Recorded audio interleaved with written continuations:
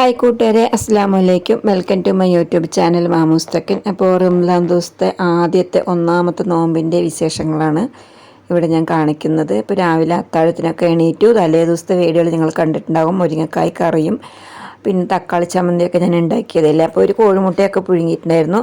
അപ്പോൾ ഞങ്ങളെല്ലാവരും അത്താഴമൊക്കെ കഴിച്ചു വിട്ടാൽ പിന്നെ ഒരു 5:30 ബാങ്ക് കൊടുക്കൽ എല്ലാം കഴിഞ്ഞ് നമസ്കാരം എല്ലാം കഴിഞ്ഞ് ഒരു 6 മണി ആയിട്ട് ഞങ്ങൾ പിന്നെ കിടക്കുമ്പോൾ പിന്നെ ഒരു 8 മണിക്കാണ് ഞാൻ എണീറ്റത്. ഇപ്പം ഇന്ന് കുട്ടികൾക്ക് സ്കൂളൊന്നും ഇല്ലല്ലോ, ഞായറാഴ്ചയാണ്. അപ്പോൾ ഒരു 8 മണിക്കൊക്കെ എണീറ്റും. പിന്നെ പതിവ് പോലുള്ള നമ്മുടെ പണികളൊക്കെ നമുക്ക് എപ്പോഴും ചെയ്യാനുണ്ടാവില്ല. നോമ്പാണെന്ന് പറഞ്ഞ് പണികൾക്കൊന്നും ഒരു കുറവും ഉണ്ടാവില്ല. അപ്പോൾ എണീറ്റ് ഉടനെ തന്നെ ഞാനൊരു 3 കുടം നല്ല വെള്ളം ആദ്യം പോയിട്ട് കിണറിന് കൊണ്ടുവന്നു കേട്ടോ. കാരണം വെയിലാകുമ്പോഴേക്കും വെള്ളപ്പണി ആദ്യം കഴിക്കണം. പിന്നെ അൽഹംദുലില്ലാ ഇന്ന് നമുക്ക് ഗ്യാസൊക്കെ കിട്ടിയിട്ട്, ഞായറാഴ്ച ആണെങ്കിലും ഇന്ന് ഗ്യാസ് എത്തി. വളരെ സന്തോഷമായിട്ട് എനിക്കപ്പോൾ നോമ്പ് തുറക്കാനാകുമ്പോഴേക്കും ഗ്യാസ് കിട്ടുമോ ഇല്ലയോ. അപ്പോൾ ഞാൻ കരുതി ഇന്ന് ഞായറാഴ്ച ആയതുകൊണ്ട് എന്തായാലും ഗ്യാസ് വരില്ല എന്ന്. ഭാഗ്യത്തിന് എന്തോ വന്നു കേട്ടോ, ഗ്യാസ് വന്നു. അപ്പോൾ ഗ്യാസൊക്കെ കിട്ടിയപ്പോൾ തന്നെ അടുക്കളയിൽ കയറാനൊക്കെ നല്ലൊരു സന്തോഷമായിട്ട് എനിക്ക്. വേറൊന്നും കൊണ്ടല്ല, ഇപ്പോഴത്തെ ഓവർ ചൂടാണ്. ആ ചൂട് സമയത്ത് ഈ പകൽ സമയത്തൊക്കെ നമ്മൾ അടുപ്പിൽ വിറകടുപ്പിൻ്റെ അവിടെയൊക്കെ നിൽക്കുമ്പോൾ ഭയങ്കര ഇതിനേക്കാളും ചൂടാണ് കേട്ടോ. മുഖമൊക്കെ ഇങ്ങനെ പൊള്ളണ പോലെയൊക്കെ നമുക്ക് തോന്നും. അങ്ങനെ അതാ ഗ്യാസൊക്കെ നിറച്ചു. പിന്നെ അവർ പോയി. പിന്നെ അതിന് ശേഷം പിന്നെ വീട്ടിൽ ഒരു ഫാൻ ഇടയ്ക്കിടയ്ക്ക് വർക്കാവണില്ല കേട്ടോ. അവിടെ രണ്ട് റൂമിലെ ഫാനും അങ്ങനെ തന്നെയാണ്. ആ ഫാൻ ഇട്ട് കഴിഞ്ഞാൽ അപ്പോൾ ഫീസ് അടിച്ച് പോവുകയാണ് ചെയ്യുന്നത്. പിന്നെ അത് ഇക്കാൻ്റെ ഒരു കൂട്ടുകാരൻ, അവൻ ഇലക്ട്രീഷ്യൻ വർക്കാണ്. പിന്നെ അവനെ വിളിച്ച് അതൊക്കെ ഒന്ന് നന്നാക്കാനോ നോക്കിയിട്ട്, അപ്പോൾ ഈ സാധനം എന്തോ പേര് പറഞ്ഞു, കംപ്രസറിന് അങ്ങനെ എന്തോ പറഞ്ഞു, എനിക്ക് മറന്നു പോയിട്ട്. അതങ്ങനെ ഒരഞ്ഞത് പുകഞ്ഞു പോയ പോലെ ആയിരിക്കുകയാണ് കേട്ടോ. എന്നിട്ടിത് വേറെ ഒന്ന് മാറ്റി ഇട്ട് നോക്കുകയൊക്കെ ചെയ്തു. എന്നിട്ടും ഒരു രക്ഷയില്ല കേട്ടോ, ആ ഫാൻ കറങ്ങണമൊന്നുമില്ല. അപ്പോൾ ഈ ചൂട് കാലമാകുമ്പോൾ എല്ലായിടത്തും ഇങ്ങനെ തന്നെയല്ലേ, ഫാനിനൊക്കെ കംപ്ലൈൻറ്റ് ഉണ്ടാകും. ഫാനൊക്കെ നേരാക്കാത്തവർ അതൊക്കെ പെട്ടെന്ന് നന്നാക്കാനൊക്കെ നോക്കുമല്ലേ. ഇവിടെ അതേപോലെ തന്നെ കേട്ടോ. അപ്പോൾ ഇതെങ്ങനെ നോക്കിയിട്ടും ഇത് കറങ്ങണമൊന്നുമില്ല കേട്ടോ. എന്തൊക്കെയോ ഐറ്റംസ് അതിൽ മാറ്റിയിട്ട് നോക്കിയിട്ടൊരു രക്ഷയില്ല കേട്ടോ. പിന്നെ നമ്മുടെ കയ്യിൽ ഇവിടെ ടേബിൾ ഫാൻ 2-3 ഉള്ളത് കൊണ്ടൊക്കെ അങ്ങനെ പോകുന്നു. രാത്രിയും പകലാണെങ്കിലും 2-3 ഫാനൊക്കെ ഇട്ടിട്ട് വേണം ഇതിനകത്തൊക്കെ ഇരിക്കാൻ. അത്രയ്ക്കും ചൂട് തന്നെയാണ്. അപ്പോൾ ഒക്കെ പറയുന്നുണ്ട് വാർപ്പിൻ്റെ മേലെ കുറച്ച് വെള്ളം ഒഴിച്ചിട്ടാലോ എന്നൊക്കെ അവർ പറയുന്നുണ്ട് കേട്ടോ, ചൂട് കൊണ്ടേ. അപ്പോൾ കഴിഞ്ഞ ദിവസത്തെ എൻ്റെ വീഡിയോ കണ്ട് സഹകരിച്ച് സപ്പോർട്ട് ചെയ്ത എൻ്റെ എല്ലാ കൂട്ടുകാർക്കും ഒരുപാട് നന്ദിയുണ്ട് കേട്ടോ. ഒരുപാട് പേര് എന്നെ നല്ലപോലെ സഹകരിച്ച് സപ്പോർട്ട് ചെയ്തിട്ടുണ്ട്. എല്ലാവർക്കും ഒരുപാട് നന്ദിയുണ്ട്.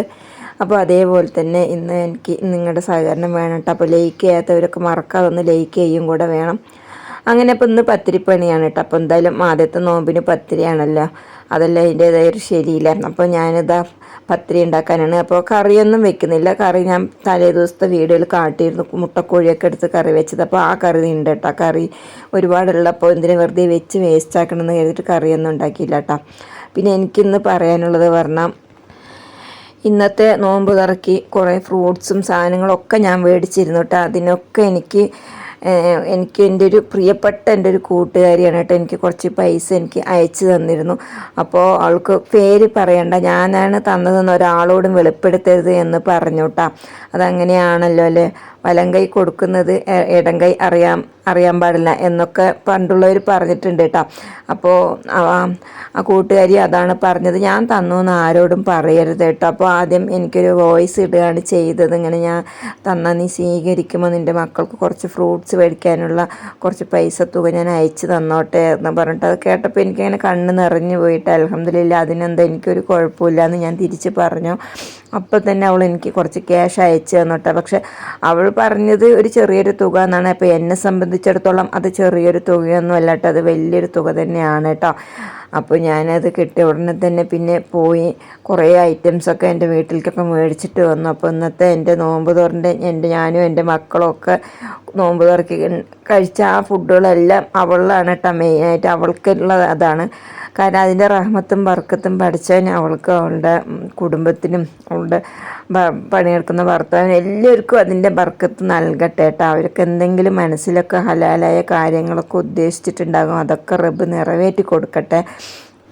ഒരുപാട് സാമ്പത്തികമുള്ള ഒരാളൊന്നും അല്ല കേട്ടോ, നമ്മളെ പോലെയൊക്കെ ഒരു സാധാരണക്കാർ തന്നെയാണ്. എന്നാലും അവളുടെ ആവശ്യങ്ങൾക്കായിട്ട് മാറ്റിവെച്ച പൈസയിൽ നിന്ന് കുറച്ച് അവളുടെ ആവശ്യങ്ങൾ അവൾ വേണ്ടെന്ന് വെച്ചിട്ട് അതിലൊരു തുക എൻ്റെ മക്കൾക്ക് നീ ഫ്രൂട്ട്സ് വാങ്ങി കൊടുക്കട്ട എന്ന് പറഞ്ഞിട്ടാണ് അവൾ എനിക്കത് അയച്ചു തന്നത് കേട്ടോ. എനിക്ക് സന്തോഷവും സങ്കടവും ഒക്കെ വന്നു കേട്ടോ. നമ്മളിൽ ഒരിക്കൽ പോലും ഞങ്ങൾ തമ്മിൽ നേരിട്ട് പോലും കണ്ടിട്ടൊന്നുമില്ല, നമ്മളൊക്കെ ഈ വീഡിയോ വഴിയിട്ട് കണ്ടിട്ടുള്ളൊരു പരിചയം തന്നെയാണ്.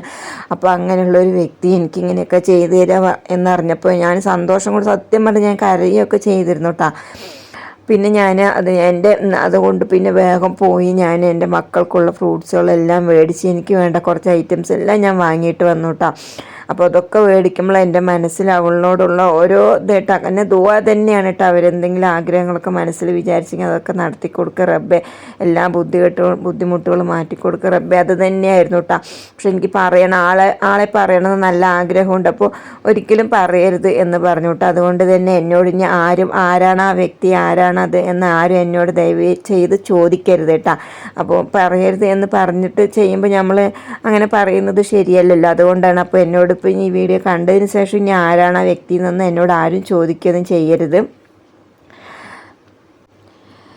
അപ്പോൾ ഇതേപോലുള്ള നല്ല നല്ല ആൾക്കാരൊക്കെ നമുക്ക് ചുറ്റും ഒരുപാട് പേരുണ്ടാവും കേട്ടോ. സത്യം പറഞ്ഞ ഇന്നലത്തെ അവസ്ഥ പറഞ്ഞാൽ നമ്മൾക്ക് കുറച്ചൊരു ബുദ്ധിമുട്ടുള്ള അവസ്ഥ തന്നെ ആയിരുന്നു കേട്ടോ. നമ്മൾ ഇങ്ങനെ മാസം ശമ്പളമൊക്കെ കിട്ടിയപ്പോൾ 4 ഭാഗത്തേക്കും അതെല്ലാം കൊടുത്തു കഴിഞ്ഞപ്പോൾ ആകെ വല്ലാത്തൊരു അവസ്ഥയായിട്ടാണ്. പിന്നെ മക്കളെയും കൊണ്ട് ഇരിക്കുക, എന്ത് ചെയ്യാൻ റബ്ബേ. അങ്ങനെ ഇപ്പോൾ റംസാൻ മാസമായിട്ട് ആരോടും പോയി കടം ചോദിക്കാനും പറ്റില്ല, നമുക്ക് 10 റുപ്യ വേണമെന്ന് പറഞ്ഞിട്ട് അങ്ങനെ ഒരു ചോദിക്കാനും പറ്റില്ല. അപ്പോൾ അങ്ങനെയുള്ളൊരു സാഹചര്യത്തിൽ മനസ്സുകൊണ്ടൊക്കെ കുറച്ച് വിഷമിച്ചെങ്കിലും ഉള്ളതുകൊണ്ട് എന്തെങ്കിലും ചെയ്യാൻ റബ്ബ് ഒരു വഴി കാണിച്ചിട്ടുണ്ടാകും എന്നെല്ലാം കരുതിയിരിക്കുമ്പോൾ അങ്ങനെയുള്ളൊരു സാഹചര്യത്തിലാണ് കേട്ടോ എനിക്കിങ്ങനെ ഒരു സഹായമായിട്ട് എനിക്ക് എൻ്റെ കൂട്ടുകാരി എത്തിയത്. അപ്പോൾ അള്ളാഹു ആരുടെയെങ്കിലുമൊക്കെ രൂപത്തിൽ എല്ലാവരെയും എങ്ങനെയെങ്കിലും സഹായിക്കും കേട്ടോ. അതെന്തായാലും ഈ റംസാൻ മാസം കാലത്ത് എല്ലാവർക്കും അത് ഉണ്ടാവും കേട്ടോ.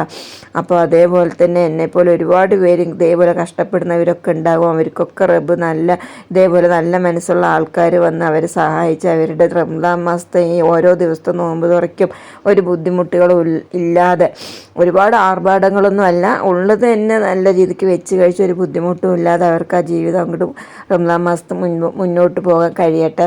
അപ്പോൾ എങ്ങനെയെല്ലാം പറഞ്ഞ് ഇതിനെക്കുറിച്ച് എന്തെല്ലാം പറയണം, എങ്ങനെയെല്ലാം പറയണം എന്നൊന്നും എനിക്കറിയുന്നില്ല കേട്ടോ. എന്തായാലും ഞാൻ പറയുന്നതിൻ്റെ പൊരുൾ കേൾക്കുന്നവർക്ക് മനസ്സിലായി കാണും. ഈ റംസാൻ മാസം സമയത്ത് നമ്മളെ കൊണ്ടാവുന്നത് കേട്ടോ, ഒരു ചെറുനാരങ്ങൻ്റെ പൈസയാണെങ്കിൽ പോലും, ഒരു ചെറുനാരങ്ങയ്ക്കുള്ള വകയാണെങ്കിൽ പോലും അത് നമുക്ക് ഒരാൾക്ക് നോമ്പ് തുറക്കാൻ നമ്മൾ സഹായിച്ചു കഴിഞ്ഞാൽ അത്രയും നല്ലതാണ് കേട്ടോ, അത്രയും നമുക്ക് പുണ്യമാണ്. അപ്പോൾ ഞാനിതിങ്ങനെ പറയണത് എന്ന് വെച്ചാൽ ആർക്കെങ്കിലും എന്തെങ്കിലും ഒരു ബുദ്ധി തോന്നിയിട്ട് അടുത്തുള്ളവർക്ക് ആർക്കെങ്കിലും കൊടുക്കാൻ കഴിയുകയാണെങ്കിൽ കഴിഞ്ഞോട്ടെ എന്ന് പറഞ്ഞിട്ടാണ് കേട്ടോ. അല്ലാതെ ആരും എന്നെ തെറ്റിദ്ധരിക്കുകയൊന്നും ചെയ്യരുത്, എന്താ ഇങ്ങനെയെല്ലാം പറയണമെന്ന് കരുതിയിട്ട് കേട്ടോ. അങ്ങനെ ഞാൻ പത്തിരി പ്രസ്സിലൊക്കെ പരത്തിക്കഴിഞ്ഞു. അതിനുശേഷം കുഴലിട്ടിട്ടും കൂടി ഒന്ന് പരത്തിയെടുക്കുന്നുണ്ട് കേട്ടോ. ഒന്ന് നെയ്സായിട്ട് വരണം. എനിക്കിപ്പോൾ നെയ്സ് പത്തിരിയാണ് കേട്ടോ ഇവിടെ കൂടുതൽ ഇഷ്ടം. അപ്പം ഞങ്ങളുടെ ആ വീടുകളിൽ, ഞങ്ങളുടെ ആ ഭാഗങ്ങളിലൊക്കെ അധികം ഈ കുഴൽപ്പത്തിരി തന്നെയാണ് കേട്ടോ ഉണ്ടാക്കാറുള്ളത്. പിന്നെ ഇപ്പോഴൊക്കെ അങ്ങോട്ട് പ്രസ്സിലൊക്കെ എല്ലാവരും ഉണ്ടാക്കി തുടങ്ങുകയൊക്കെ ചെയ്തിട്ടുണ്ട്. അപ്പോൾ എന്തായാലും ഇന്ന് ഞാനിങ്ങനെ കുഴൽപ്പത്തിരിയാണ് കേട്ടോ ഉണ്ടാക്കി വെച്ചത്. പിന്നെ കറിയൊന്നും നമുക്ക് ഉണ്ടാക്കണ്ടല്ലോ, അതുകൊണ്ട് തന്നെ കുഴൽപ്പത്തിരിയാണ് ഉണ്ടാക്കിയത്.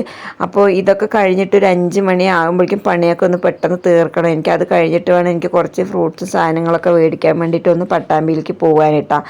അപ്പോൾ അതിനുള്ള ഒരു ഒരുക്കത്തിലാണ്. അപ്പോൾ ഇന്ന് കുറച്ച് നേരത്തെ തന്നെ ഞാൻ അടുക്കളയിൽ കയറിയിട്ടാണ്. ഒറ്റയ്ക്ക് ആയതുകൊണ്ട് തന്നെ ഞാൻ ഒരു 2 മണിയാകുമ്പോഴേക്കൊക്കെ ഞാൻ മാവ് കുഴയ്ക്കാനും വാട്ടാനും നിന്നു. പിന്നെ എനിക്ക് എല്ലാ പണിയും സ്ലോ ആണ് കേട്ടോ, എനിക്ക് ഒരുപാട് സ്പീഡിൽ പണിയെടുക്കാനേ കിട്ടില്ല. അതുകൊണ്ട് തന്നെ പത്തിരിപ്പണി ആയതുകൊണ്ട് തന്നെ ഇത്തിരി നേരത്തെ അടുക്കളയിൽ നിന്നു കേട്ടോ. പിന്നെ ആരും സഹായിക്കാനും ഹെൽപ്പിനൊന്നും ഇല്ലായിരുന്നു, മക്കളും കുട്ടികളും ഒക്കെയൊക്കെ കിടക്കുകയാണ് കേട്ടോ.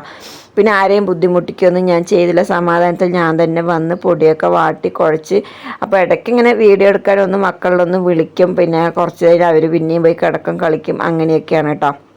അപ്പോൾ ഗ്യാസ് കിട്ടിയതിലൊരു സന്തോഷം അത് വേറെ തന്നെ ഉണ്ട്. അപ്പോൾ 2 അടുപ്പിലും കത്തിച്ചിട്ടാണ് ഞാൻ പത്തിരിയൊക്കെ ചുട്ടെടുത്തത്. എന്നിട്ട് പത്തിരിയൊക്കെ ഇതേപോലെ ഒന്ന് ആറാൻ വേണ്ടി വെച്ചു വിട്ടാൽ, ചൂടൊന്ന് തണുത്ത് കിട്ടാൻ വേണ്ടി, ചൂടൊന്ന് മാറാൻ വേണ്ടിയിട്ട്. അതിന് ശേഷമാണ് പിന്നെ കാസറോളിൽ പത്തിരിയൊക്കെ ഇട്ടത് കേട്ടോ.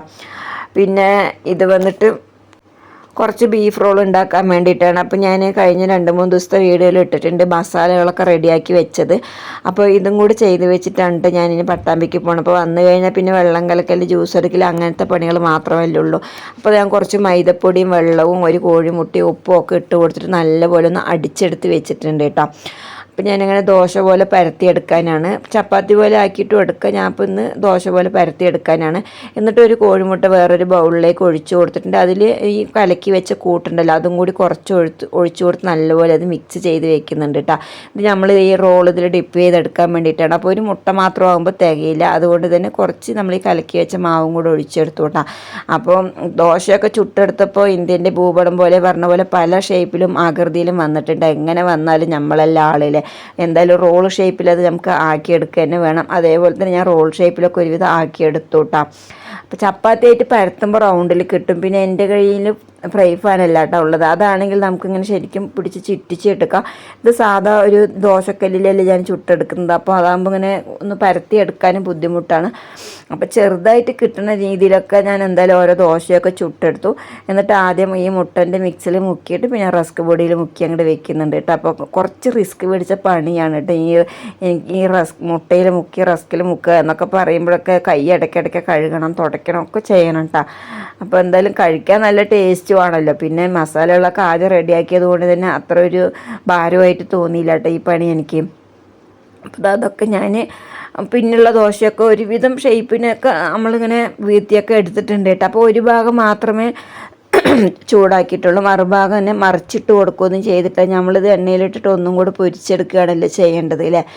അപ്പോൾ നല്ലപോലെ അപ്പം തന്നെ ചൂട്ടോടെ തന്നെ ഈ ഫില്ലപ്പ് വെച്ച് നല്ലപോലെ ടൈറ്റാക്കി അങ്ങോട്ട് മടക്കി കോഴിമുട്ടൻ്റെ ഇതിൽ മുക്കി റസ്ക് പൊടിയിൽ മുക്കി വെക്കുന്നുണ്ട് കേട്ടോ.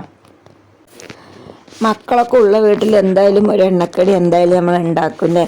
അവർ കാരണം നോമ്പ് തുറക്കാൻ നേരമാകുമ്പോൾ എന്താ അമ്മ ഉണ്ടാക്കണം അങ്ങനെയൊക്കെ ചോദിച്ചിട്ട് ഇങ്ങനെ നടക്കും കേട്ടോ. അതുകൊണ്ട് തന്നെയാണ് അപ്പോൾ എന്നും എണ്ണക്കടി ഇതുപോലെ ഉണ്ടാക്കാൻ എത്തിപ്പെടുമോ എന്നൊന്നും എനിക്കറിയില്ല. അപ്പോൾ ഉള്ളത് വരെ അങ്ങനെ പോകട്ടെ എന്ന് കരുതിയിട്ടാണ് കേട്ടോ. പിന്നെ നേരത്തെ തന്നെ ഇങ്ങനെ ചിക്കനും ബീഫൊക്കെ മേടിക്കുമ്പോൾ ഈ 2 പീസ് എടുത്ത് വെച്ചത് നമുക്കൊരു ഗുണമായി. അപ്പോൾ ഇതാ ചിക്കൻ റോൾ വേണമെങ്കിൽ ഇതുപോലെ നമുക്ക് ചെയ്തെടുക്കാം കേട്ടോ. അപ്പോൾ നമ്മൾ കടയിൽ നിന്നൊക്കെ ഇത് മേടിക്കുമ്പോൾ നല്ല റേറ്റാണല്ലേ. എൻ്റെ കുട്ടികൾക്കാണെങ്കിൽ പുറത്തൊക്കെ പോയി എങ്ങനെയുള്ള ഐറ്റംസിനോട് ഭയങ്കര ആർത്തിയാണ് കേട്ടോ. എപ്പോഴും വാങ്ങിക്കൊടുക്കുമെന്നില്ല, ഇടയ്ക്ക് എപ്പോഴെങ്കിലുമൊക്കെ മേടിച്ചു കൊടുക്കുകയൊക്കെ ചെയ്യും കേട്ടോ.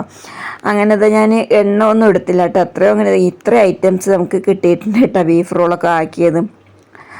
അങ്ങനെ കുറച്ച് ഓയിലൊക്കെ ഒഴിച്ച് കൊടുത്തിട്ട് പിന്നെ ഇത് വേഗം പൊരിച്ചെടുക്കുന്നുണ്ട്. ഒരുപാട് ഇങ്ങനെ എണ്ണയിൽ മുക്കി പൊരിക്കൊന്നും വേണ്ട, എല്ലാം ഓൾറെഡി വെന്ത ഐറ്റംസ് തന്നെയല്ലേ.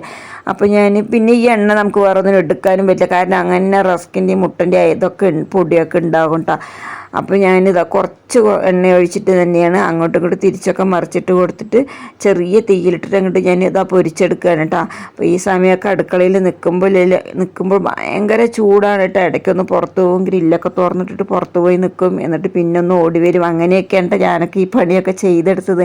അപ്പോൾ എല്ലായിടത്തെയും അവസ്ഥ ഇതുപോലെയൊക്കെയാണോ എന്നൊന്നും അറിയില്ല. ഇവിടെ ഭയങ്കര ചൂട് തന്നെയാണ് കേട്ടോ. പിന്നെ അതൊക്കെ കഴിഞ്ഞത് അൽഹംദുലില്ലാ ഞങ്ങൾ പട്ടാമ്പിയിൽ പോയിട്ട് വന്നു. അപ്പോൾ ഈ പറഞ്ഞ ഐറ്റംസ് എല്ലാം ഞാൻ മേടിച്ചത് ഞാൻ എൻ്റെ ചങ്കായ എൻ്റെ കൂട്ടുകാരി എനിക്ക് കുറച്ച് ഞാൻ പറഞ്ഞൊരു തുക അയച്ചു തന്നു. അപ്പോൾ അത് കൊണ്ടുപോയിട്ട് ഞാൻ വേഗം പോയി മേടിച്ചിട്ട് വന്നാണ് കേട്ടോ. ഫ്രൂട്ട്സ് മാത്രമല്ല എനിക്ക് വേണ്ട വീട്ടിലേക്ക് വേണ്ട കുറച്ച് ഐറ്റംസ് സാധനങ്ങൾ ഞാൻ അതിലൂടെ ഞാൻ മേടിച്ചു കേട്ടോ. അപ്പോൾ നന്നായി സ്ക്വാഷ്, പിന്നെ തണ്ണിമത്തൻ, അതേപോലെ തന്നെ മുന്തിരി, ഓറഞ്ച്, ആപ്പിള്, അങ്ങനെ കുറച്ച് ഐറ്റംസൊക്കെ ഞാൻ മേടിച്ചിരുന്നു കേട്ടോ. ചെറുനാരങ്ങ, പിന്നെ വീട്ടിലേക്ക് എനിക്ക് വേണ്ട കുറച്ച് സാധനങ്ങളൊക്കെ ഞാൻ മേടിച്ചിട്ടൊക്കെ ഉണ്ട്. അപ്പോൾ എത്തുമ്പോഴേക്കും സമയം കറക്റ്റ് 6:10 ഞങ്ങൾ 6:10 6:15 ആവാറായി തോന്നുന്നു കേട്ടോ. അപ്പോൾ ചടപടാന്ന് പെട്ടെന്നൊക്കെ ഒരു വീഡിയോ എടുക്കലൊക്കെ ചെയ്യുന്നുണ്ട്. പിന്നെ മക്കളും വേഗം കൂടെ നിന്ന് ഹെൽപ്പ് ചെയ്യുകയൊക്കെ ചെയ്തു കേട്ടോ. അപ്പോൾ ഞാൻ ഈ കാണിക്കുന്ന എല്ലാ ഐറ്റംസും ഞാൻ മേടിച്ചത് തന്നെയാണ് കേട്ടോ ഇന്ന് പോയിട്ട്. അപ്പോൾ എന്താണ് കുട്ടികൾ പാല് കണ്ടപ്പോൾ അവർക്കൊരു ഷെയ്ക്ക് ഉണ്ടാക്കുന്ന ഇങ്ങനെ പറഞ്ഞുകൊണ്ടേ ഇരിക്കുകയായിരുന്നു കേട്ടോ. അപ്പോൾ ഞാനും ഒരു ബദാം മിൽക്ക് ഷേക്കിൻ്റെ ഒരു ഇങ്ങനെ കളർ ഉണ്ടാകുമല്ലോ ഒരു ചെറിയൊരു ബോട്ടിൽ, അത് ഞാനൊന്ന് മേടിച്ചിട്ടുണ്ടായിരുന്നു കേട്ടോ. അപ്പോൾ എന്തായാലും അത് വേഗം ഉണ്ടാക്കി കൊടുക്കാമെന്ന് പറഞ്ഞു. പിന്നെ പാല് കാച്ചി തണുപ്പിച്ചിട്ടൊക്കെ ഞാൻ സാധാരണ ഉണ്ടാക്കുന്നത്, പിന്നെ അതിനൊന്നും നിന്നില്ല കേട്ടോ. അപ്പോൾ ആ കൊണ്ടുവന്ന പാൽ അതേപോലെ അതിലൊഴിച്ച് മിക്സിയുടെ ജാറിലൊഴിച്ചിട്ട് പിന്നെ പഞ്ചസാര ഇട്ട് ഈ ഡ്രോപ്പ് എത്ര ഒഴിക്കണം, എത്ര തുള്ളി ബദാം മിക്സ് ഒഴിക്കണം എന്നൊന്നും എനിക്ക് അറിഞ്ഞില്ല കേട്ടോ. ഞാൻ അങ്ങോട്ട് ഒരു 5-6 തുള്ളിയൊക്കെ ഒഴിച്ചു. ആദ്യമായിട്ട് ഞാനിത് ഉണ്ടാക്കുകയാണ്. പിന്നെ ഒരു പാക്കറ്റ് ബൂസ്റ്റ് അതിൽ പൊട്ടിച്ചിട്ട് കൊടുത്തിട്ട് നല്ലപോലെ ഒന്ന് അടിച്ചെടുത്തിട്ട് അതും വെച്ചിട്ടുണ്ട് കേട്ടോ. അപ്പോൾ ഇന്നത്തെ നോമ്പ് തുറ എൻ്റെ കൂട്ടുകാരിൻ്റെ വകയാണ്. അപ്പോൾ ഇതിൻ്റെ ബർക്കത്ത് പഠിച്ചോനെ അവർക്ക് എത്തിച്ച് കൊടുക്കട്ടെ കേട്ടോ. അപ്പോൾ എല്ലാ ഫ്രൂട്ട്സുകളൊക്കെ നിങ്ങൾ കണ്ടല്ലോ, ഒന്നും പേരെടുത്ത് പറയണമെന്നില്ല. അപ്പോൾ നമ്മൾ ഇന്നെടുത്ത നോമ്പ് നല്ല നോമ്പായിട്ട് റബ്ബ് സുബ്ഹാനല്ലാഹു തആല സ്വീകരിക്കുമാറാകട്ടെ അല്ലേ. അപ്പോൾ നല്ലൊരു വീഡിയോ ആയിട്ട് നമുക്ക് വീണ്ടും കാണാം.